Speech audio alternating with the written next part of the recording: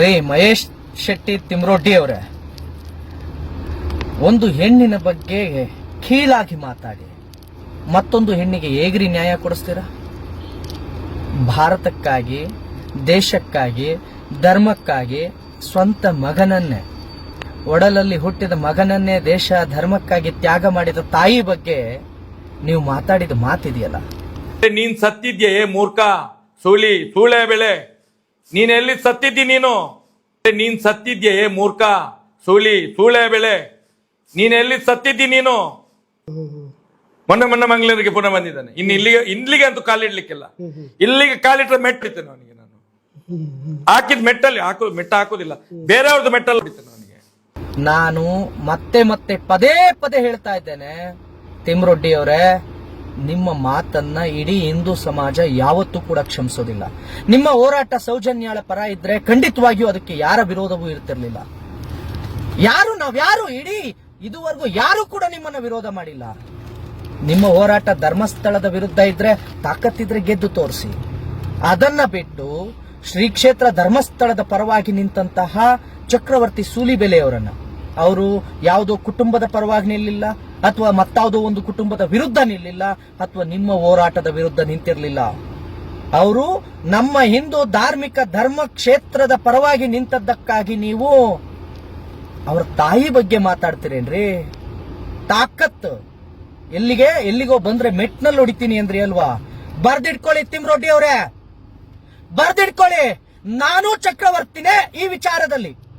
ಚಕ್ರವರ್ತಿ ಅವರು ಆಡಿದ ಪ್ರತಿ ಒಂದು ಮಾತೇನಿದೆ, ನಾವು ನಮ್ಮ ಹಿಂದೂ ಧಾರ್ಮಿಕ ಧರ್ಮ ಕ್ಷೇತ್ರಗಳೇನಿದ್ದಾವೆ ಅದರ ಮೇಲಿನ ಶ್ರದ್ಧೆಯನ್ನು ನಾವು ಯಾವುದೇ ಕಾರಣಕ್ಕೂ ಕಳ್ಕೊಳ್ಳೋದಿಲ್ಲ. ಯಾವನೋ ತೋಲಾಂಡಿ ಅಪ್ಪಣೆ ಬೇಕಾಗಿಲ್ಲ, ಯಾವುದೋ ತೋಲಾಂಡಿ ಸರ್ಟಿಫಿಕೇಶನ್ ಬೇಕಾಗಿಲ್ಲ, ನಮ್ಮ ಹಿಂದೂ ಧರ್ಮ ಕ್ಷೇತ್ರಗಳ ಬಗ್ಗೆ ಯಾವನೋ ತೋಲಾಂಡಿ ಬಂದು ಸರ್ಟಿಫಿಕೇಶನ್ ಕೊಡ್ಬೇಕಾಗಿಲ್ಲ. ನಾನು ನಂಬುವ ಮಂಜುನಾಥನ ಬಗ್ಗೆ ಯಾವನೋ ಹಾದಿ ಬೀದಿಲಿ ಹೋಗೋನೆಲ್ಲ ಮಾತಾಡ್ಬೇಕಾಗಿಲ್ಲ. ನಾನು ಚಕ್ರವರ್ತಿಯಾಗಿ ಹೇಳ್ತಾ ಇದ್ದೇನೆ, ನಾನು ಕೂಡ ಚಕ್ರವರ್ತಿಯವರ ಪರ ನಿಂತಿದ್ದೇನೆ.